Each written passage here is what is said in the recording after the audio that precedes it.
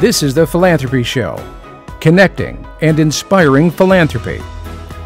Welcome to the Philanthropy Show. I am your host, Luann Saraga-Walters. Take a walk with me into the future. We are visiting nonprofit ABC. We know that there's a staff meeting going on, so we slide through the conference room wall and we see them huddled around a table. 5 of them range in age in their 20s to 30s, maybe early 40s. The other 5 are in their 50s, 60s, and one of them says, the leader, "All right, we need to start this staff meeting off with some very important decisions that I'm leaving you with when I retire next month." Immediately, the 40-year-old says, "Yes, we need to find a new board member. Actually, we need several because half of our board have now retired." One of the 20-somethings says, "Well, if we can, please make them website savvy, or perhaps we could have an online donation button put in, or take part in that Give Day challenge."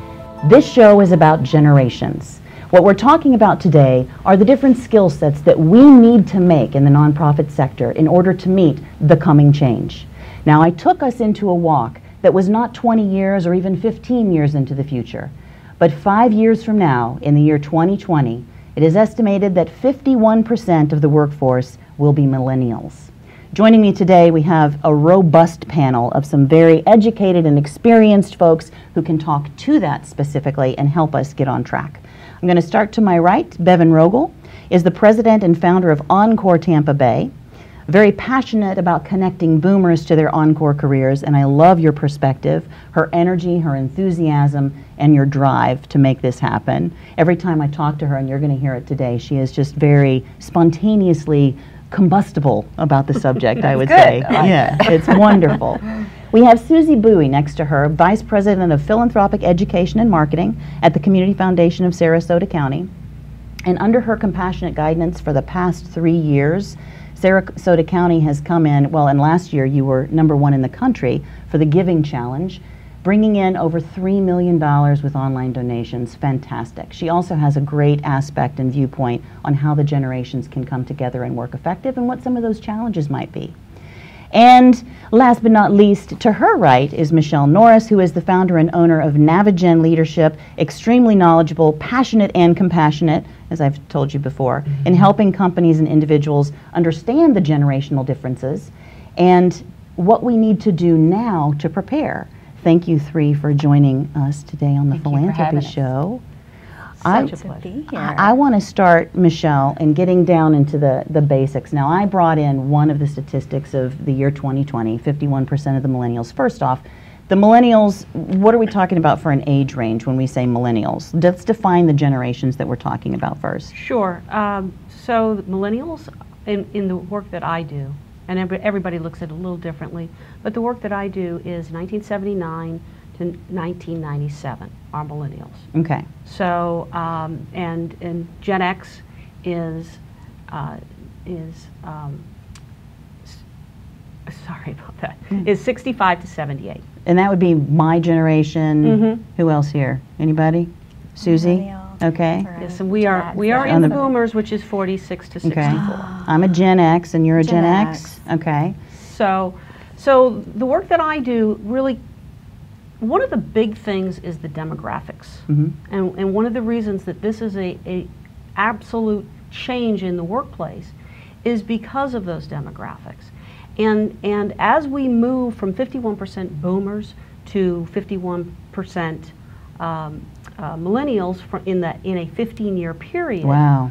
That's Gen a shift. X stays about 20, 21, 23% the whole time. I'm bookended. I said earlier, I'm bookended by the boomers and the millennials. We are, Susie. We We're have just each other. We do. That's right. But we make up a slim percentage of that workforce. But a very important part. And the work that I do doesn't really concentrate so much as the differences, but the strengths. Navigen stands for? Navigating generations. Awesome. That work, yes. And you help corporations and nonprofits do just that. Absolutely. Which is, I think that's so important, and I want to get to Susie and Bevan as well, but I think it's so important to look at that because I think a lot of times in the nonprofit sector, we're so busy wearing the multiple hats, that we have, and I put myself in that from previous positions, that all of a sudden something happens, like a generational shift, and we go, when did this happen? Where did it come from? So the point of today's show is to kind of talk about those. What are some challenges and what are some real life things that we can put into place right now? Let's pop over to Bevan real quick, and I want to talk about Encore Tampa Bay. Tell me, in general, what is that and how you got involved with it?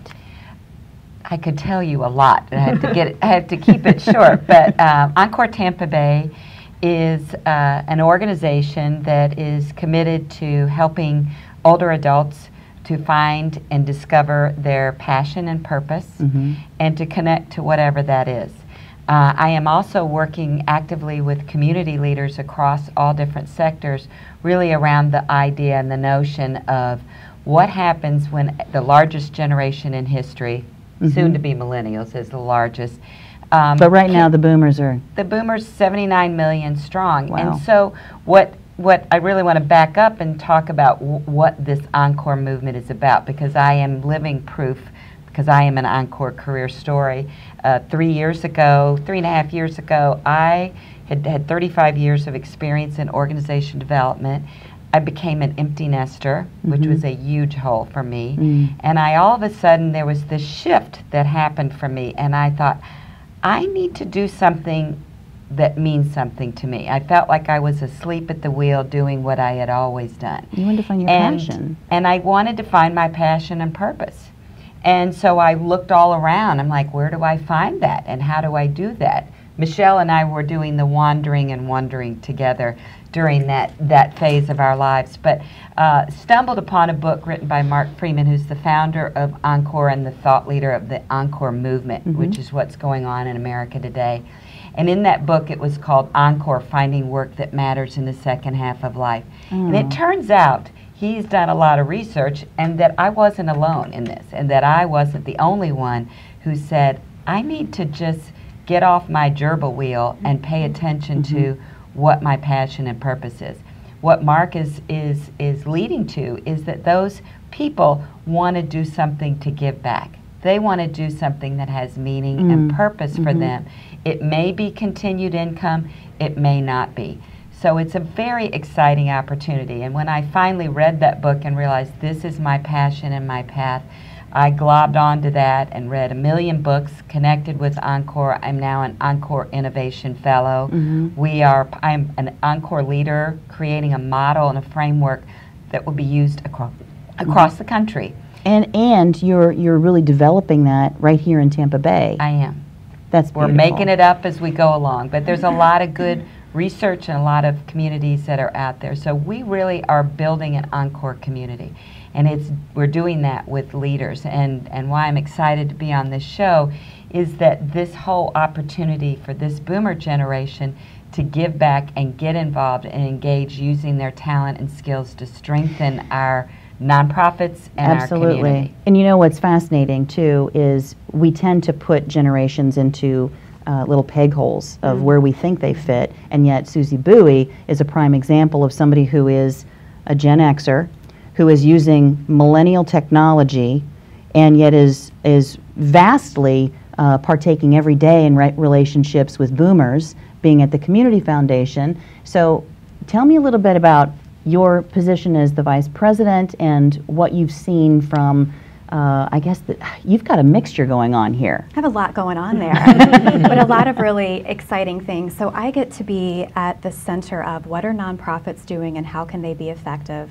How can we best educate donors about good philanthropy and what's going on in terms of our own marketing and messaging, making philanthropy more accessible to everyone. So when you look at the younger generations, and really everyone, they want their own place. And they also, to some extent, want to make up their own rules. And I think what we're finding with the Encore group, what we're finding with Millennials, there's a lot to go around. So if you go to a nonprofit to volunteer, become a staff member, if you go to join the board and they're not listening to your ideas and you don't feel valued, they're going to find another place to go, right? But if you're successful in leveraging what they would like to do, if you're successful in all of their talents and bringing those into the picture, they're going to stay with you. But they're not just going to stay with you, they're going to bring their networks with them. And I think those are some of the things we're finding through programs like the Giving Challenge. So the Giving Challenge, we raised about $3 million which is in phenomenal. 24 hours. And I think that young people had a lot to do with that. If you look at the organization that brought in the most donations, 800 donations in 24 hours from one organization. And you know who was leading their social media charge? An 18-year-old girl who is a senior in high school. So those are the kinds of things that we're seeing. We're seeing people really want to involve their friends in giving, people who want to involve their friends in volunteering, right? Absolutely. And if you are volunteering at an organization, you're much more likely to give there and to give more than someone who is not volunteering when you're looking at the philanthropic aspect of that. And sometimes we joke and say, you know, I don't know how to use my iPhone, or how do I find this on my iPad? I need to go out and get a teenager or ask somebody's son or daughter how to do it. But the reality is, you know, you grew up in a different era that required, you had different responsibilities as a young adult. I had different responsibilities. And then now we have the technology that is so vapid and available to a 2-year-old who can swipe across and look at pictures on his mom's iPhone. I mean, that's crazy. And magazines are just iPads that don't work. Yes, yes, things have changed, what we're familiar with. And I still have some of my old vinyl records too. But I want to jump back to Michele for a second and ask you about what I gave just a what-if scenario that was kind of tongue-in-cheek at the beginning. But what could we be looking at further with this generational shift? Well, you're looking, you know, one of the things that I see from millennials is there has to be meaning in everything they do. There has to be meaning at work. They have to understand where they fit into the bigger picture and how it applies to them. So if you look at that from a philanthropic perspective, one of the things that you have to do is you have to absolutely connect with their cause and their heart. And they will, in fact, give differently than we did. And what do you mean differently? Well, it's about that connection for them. It's about even that the organization has to look a certain way. It has to be transparent. They have to understand where their money's going. They have to understand, it has to be very apparent to them that the organization is really doing what they say they do. All of those things from a transparency perspective are really critical. So not necessarily out of a feeling of community responsibility, like now I've reached a certain level so I need to give back, because I have heard folks in my parents' generation say, well, I feel like now I've received so much, I do need to, and there's a sense of responsibility. But you're saying millennials, it's more about what are you doing and how can I, by giving money to you, affect that change? Correct. Interesting. Correct, yes. So it's more about the connection for them personally and tying to that particular challenge or cause. You mentioned also about passion and purpose, and unbelievably, we have to take a break. We're through the first segment, but when we come back, I want to talk more about that, because all three of you have hit on the essence and the importance of being heard and knowing how to apply that skill set so that person will stay. So we are going to take a quick break, but we'll be right back with more on The Philanthropy Show.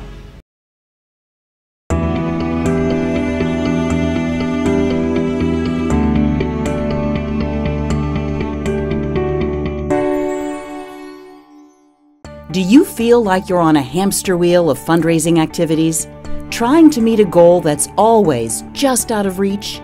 Then join us in Fundraising Success, the Complete Development Plan, a discussion-style course designed for both brand new fundraisers and experienced professionals to help you create a development plan to increase your fundraising results. Select the fundraising activities that actually work for your organization. Set achievable financial goals and meaningful strategic goals. Create a useful timeline of fundraising activities, and much more. If you're ready to create your complete development plan using resources you can use again and again to modify your plan annually, then enroll today, and we'll see you in class. Enroll today at thephilanthropyshow.com. Welcome back to the Philanthropy Show. We're talking today about the generations and how it is so vital right now that we tie in all the skill sets, the passions of each generation to really meet the changing demand. Society is changing, and with that our workforce is changing, and with that we as the nonprofit sector need to change. We talked a little bit before we went into the break about, and each of you said this, that there is really a requirement for a nonprofit's board to really understand whomever it is, whether it's a boomer, a Gen Xer, or a millennial, what their purpose is, how they can feel heard. Let's talk a little bit more about that. And Susie, I want to go to you because you had mentioned an aspect about younger people wanting to become board members as well, which we're going to have to do, let's face it. We're used to having older boards, but we need to start developing some younger board members. That's right. So in Sarasota in particular, you know, we have an older demographic there, and there are so many boards that realize they need to start bringing on younger people. And so they may contact the Community Foundation and say, hey, do you know of any young leaders that you can recommend for our board? And sure, we're able to do that, but many times what happens is a young leader may join the board, but there are no changes in the way the board conducts its business. So for example, a millennial may not be interested in joining a board where all they do is sit there for an hour and a half and listen to committee reports. What's a much more effective way of engaging a millennial, or really anyone on the board, is to have a nice consent agenda where real issues are discussed, they're brought to the board table, and then people can offer their own expertise, walk away, form task forces, and then come back with their recommendations for how the organization can be changed for the better. So they're really looking for that sort of engagement. We have an organization in Sarasota called Community Youth Development, and they actually put high school students on boards.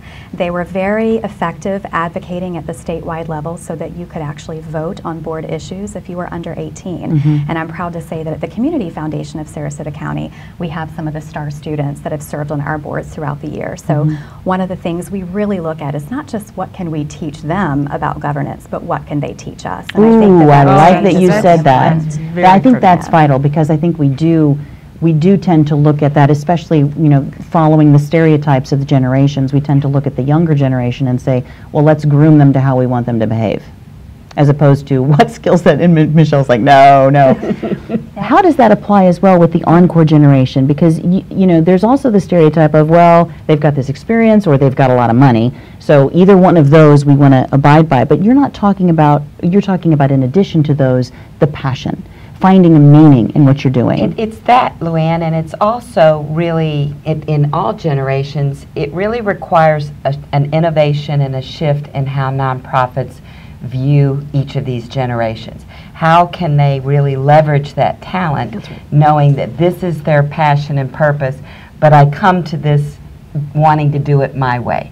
And so part of the shift and what we are going to be doing with Encore Tampa Bay is working with nonprofits, really educating them what these generations are all about. And if they understand where they're coming from, you don't think they're from Mars anymore. You understand that this is happening because of this. So part of what the Encore, the National Encore, and what we're doing as well in Encore Tampa Bay is really working with nonprofits to say, you know, if we want younger board members, here's why, and here's what they can contribute. Here's what I need to shift in terms of how I look at that. So, you know, boomers want to come in. They've been in charge of marketing and HR, so they don't want to come in and stuff goodie bags. They want to come in and use, if I'm a marketing executive, I could help you come up with a great marketing plan. We might bring in a millennial to help us with the social media campaign for that, but that's a whole different way for nonprofits to work. So I think that's that other part of not just. But what I'm hearing you say too is that you're really being open to listening to what people have to offer and what they want to do. We have 10 years.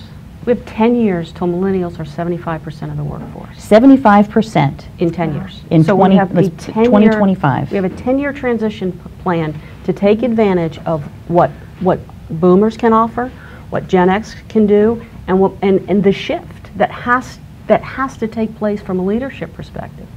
And if you think about from a leadership perspective of all these organizations, all these nonprofits, and the fact that there aren't enough Gen Xers to take advantage of that leadership, you absolutely better get these millennials on board right now on their boards so that that leadership transition can take place. We've got 10 years. It's only 10 years. That's right. And you're saying, remind me again what the number was of Gen Xers, 20-something%. If you look at the whole data flow, you know, via a chart, it's flatlined. 21, 23, 22. They're consistent population, just because there's just not enough of you guys. Sorry. Which is funny, because I feel like I'm right in the middle. You know, we are really right in the middle. I mean, I love magazines, and I also love my new iPad and how it works together. And it's just, that's right. It's a delicate balance. How do you apply that? How do you apply that from a nonprofit standpoint?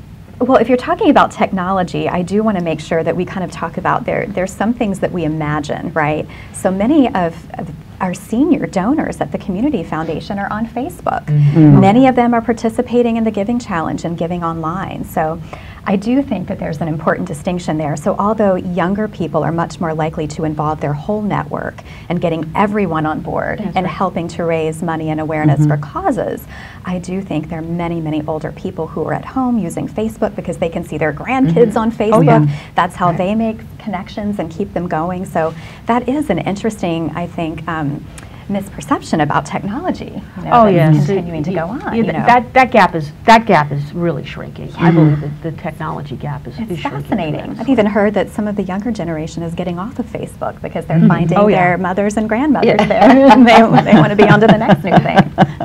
Which is something that, what is that, Snapchat that offers 10 seconds? You have 10 seconds to see, oh my gosh. Now that's more millennial than my Gen X can do. They don't want to play in the Facebook world at all. Well, let's talk about what are some parameters that we can actually look at that might be some steps. Like so Bevan, when you talk about working with nonprofits to really incorporate what it is that the baby boomers, the boomers really want to do in their encore years, how do you talk to a nonprofit about that? Is it about management taking the time to listen, individual? Is it about opening up community conversations? What does that look like? Yes and yes. Okay.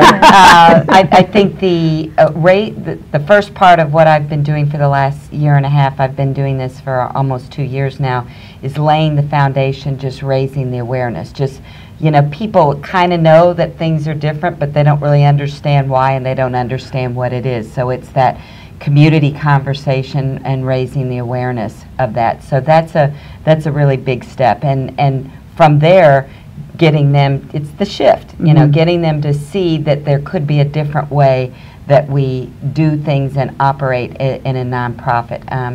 The second piece of what we're doing is providing some programs and tools here at the Nonprofit Leadership Center. We are going to be offering a program called Capture the Energy of 50 Plus. Oh, that's excellent. So it's a great 2-day program that really helps, starting with what is this generation all about?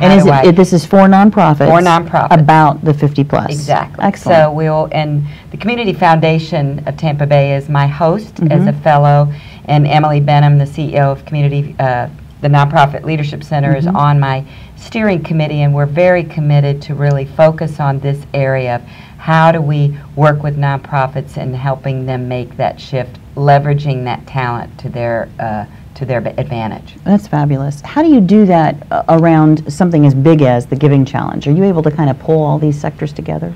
Yeah, I think a big part of the Giving Challenge and really any successful fundraising campaign now, what nonprofits must do, and it goes back to something that you mentioned, is show that no matter what you're giving, your gift is meaningful, right?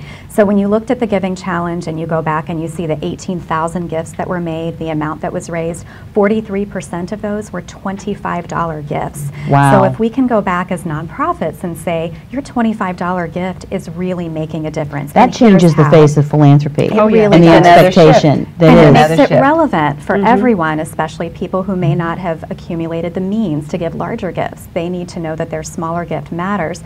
The other thing that we can do a much better job of doing is showing that giving back can be social and fun. I mean, look at the Ice Bucket Challenge, right? We all, some of us don't even know what that money was going to. I will tell you that our senior VP poured a bucket of ice water on me at the Community Foundation. So we did do that. But if you look at that, it was social and it was fun. Now the real goal is how do we get those people continue to come back and give after the fact? And that's the real challenge afterwards. But we've got to make philanthropy very accessible to everyone, and then we have to engage them after they make that first gift. Michele, from an organization standpoint, what can they do now to try to prepare themselves for what we obviously know is a necessary and eventful The very shift? first thing is education. Education about not the differences but the strengths of each of the generations and how we best work together and we create that dialogue, shared dialogue that says, okay, now I get oh, now I understand what it is you need and the lens in which you're looking at this through. Once that happens, then that changes the opportunities and what is really available and possibilities for an organization, because now as you realize, wow, a $25 gift to this humongous network that this generation has available to them does change the face of philanthropy. How can we leverage that? And how can we just take advantage of things that we never thought about before? And so it's dialogue. It starts with dialogue, but it really, you have to have the education around, what do you bring and how do I best utilize that and make it and understand and communicate. And as with everything, that kind of education, that kind of knowledge helps take away the fear of what is the cloud? What is the, is my money going to disappear? Can we really rely on this new technology? I had the experience with Tommy, he doesn't even remember saying this, but I was asking him something. He's one of our video freelancers, and Lex too, yay, love you too, our seniors from USF St. Pete.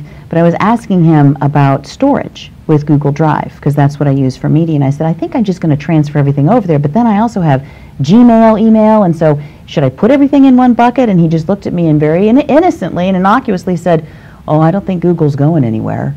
And I thought, you know what? I should have faith in that, because that's true. It's not. And I'm coming from, what if it goes away? What if I'm going to lose everything? But the reality is, they're growing up knowing, are you kidding? Look at this. This is great. It's been here as long as we have. It's going to be here until the next new thing comes on. Who knows?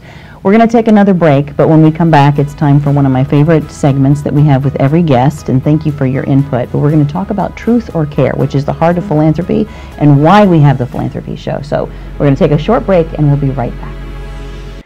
It's said that a habit can be built in 3 weeks, so we've added a 4th week to anchor the experience. Over 28 days, you will do 28 different exercises designed to generate a greater awareness of all the good in your life. It might be within you, the value of other people, the blessings in your work, home, family, the good you're having flowing in your material life. Gratitude works in every area of our lives, and its benefits start immediately. We all have different areas that are easier for us to be more grateful for. And we have areas in our lives that sometimes we struggle to find any good. These exercises in this course are designed to cover a wide array of these areas, to give us practice in them all. And if you find that some are particularly challenging, be grateful. You've just discovered an area of potential growth. See how this works? So we will preview the exercises in short 2 to 3 minute videos to explain the intention behind each exercise and what each exercise can do to help change your life, create more peace, bring more joy, richer experiences, more meaningful relationships, and countless untold blessings into each and every day. Each day has a workout sheet in the resource section that you can download and print for the 28-day workout. To really benefit from this course, make it a personal commitment. Only you can benefit or not from being true to your daily exercises. Are you ready to unleash the power of gratitude in your life? Enroll today in the 28-day gratitude workout and start practicing exercises that make every day count. Wow, welcome back to the Philanthropy Show. Hard to believe that we are wrapping up our conversation today about the generations and how we need to really utilize these strengths for the upcoming shift. Thank you, three, for doing such a marvelous job. I'm going to take it a little bit more personal now. We've been talking about a common issue, but I want to go into this segment that we call Truth or Care, which is really an opportunity to discuss why philanthropy is important, as I know it is, to each of you. And that can be an example, a story that may have impacted or transformed your life, or just something that you really believe is the essence of life, purpose, etc. So I like to do my little fickle finger of fate unless somebody has a... I'll go first. Okay, good. You know, for me, the journey I've been on with Encore has been amazing, and one of the really cool things that National Encore does is a thing called the Purpose Prize. They send this out to the universe and say, who are people over 60 who've left their profession of what they were to do something meaningful and impactful in their life to make a difference. I have to tell you, it is incredible. And by the way, the 5 winners get $100,000 each. So it's a great motivation, but it's the power of the story. And I've had the opportunity for the last 2 years to actually meet the Purpose Prize winners. So for me, the inspiration and the truth is seeing people who have taken their lives and made the shift to do something incredible impact. David Campbell, talk about impact philanthropy, top IT guy out of New York City, looked at what was going on with the tsunami, the earthquakes, everything else. He decided to take matters into his own hand. He's got an organization called Helping Hands. He has now helped over 120,000 people in different disaster situations with his own team of people. And the crowds of boomers who join him for free to help, whether it be Katrina, all of the different areas. So to me, the inspiration of this is look at what we can do if we engage this generation and how they can solve the problems of our society. It's really about empowerment. It is. And I love this. Every time I talk to Bevan, she gets, I love that. That's your passion. That's just wonderful. We'll go this way then, Susie. So for me, I mean, I guess one reason the Community Foundation is the right space for me in philanthropy, I've had a hard time making up my mind because I care about everything, you know, animals, the environment. I care about education, children, veterans, seniors, and at the Community Foundation, I have been so blessed to interact with nonprofits that serve all of those different mission focuses and with donors that care about all of those different things. So it's really the right space for me. One thing I'll share with you on a personal note is I have a really big heart for small grassroots organizations that are making a big difference. And these are the organizations that know they have to step up to the plate. They have to provide the same sort of transparency, the same sort of results-based focus as the larger organizations, and they do it. So before we launched the first Giving Challenge and the Giving Partner, I knew nothing about a small organization named Fairy Tale Endings. They came forward, they created a profile which takes many, many hours of time to share their leadership, their financials, their impact. This is an organization that helps pets and people who can't pay for emergency veterinary care for their pets. So it's a different sort of mission. They've done all the work we've asked them to do. They've worked on a strategic plan, even though it's simple. They have their fundraising and communications plan, and they really empower their supporters to raise money for them and things like the Giving Challenge. So I get to see them be very successful because they're open to partnering with the other animal welfare organizations. They do all the things that we share are really good and smart steps for organizations. So I've found that I've learned a lot from them, and those are the kinds of things that keep me moving forward and really excited to work in philanthropy. That's cool. They're great at sharing stories too.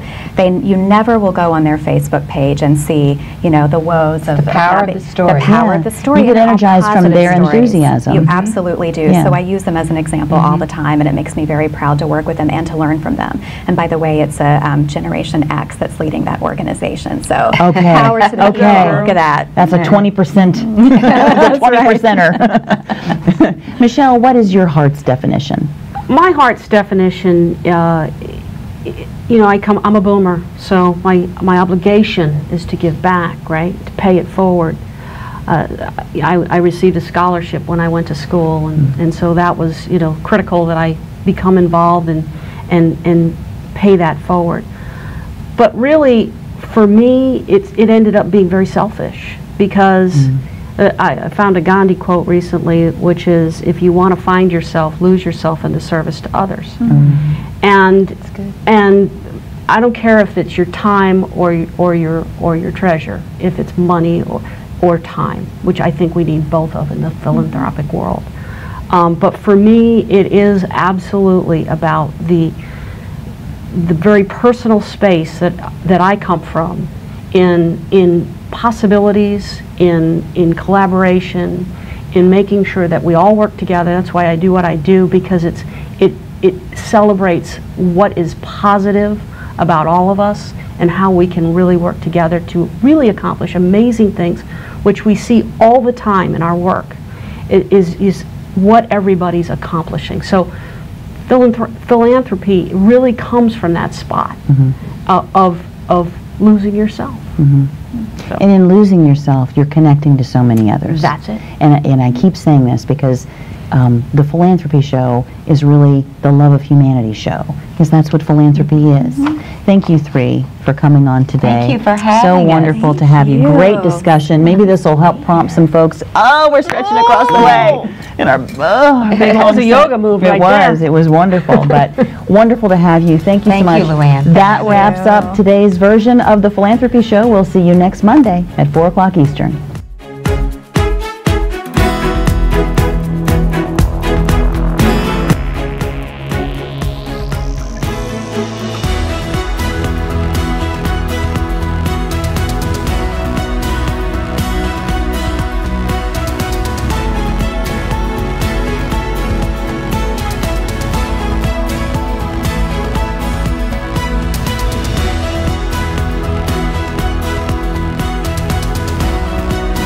Do you have an idea for the Philanthropy Show? Contact us via our website or email us at tps@myvideovoice.com.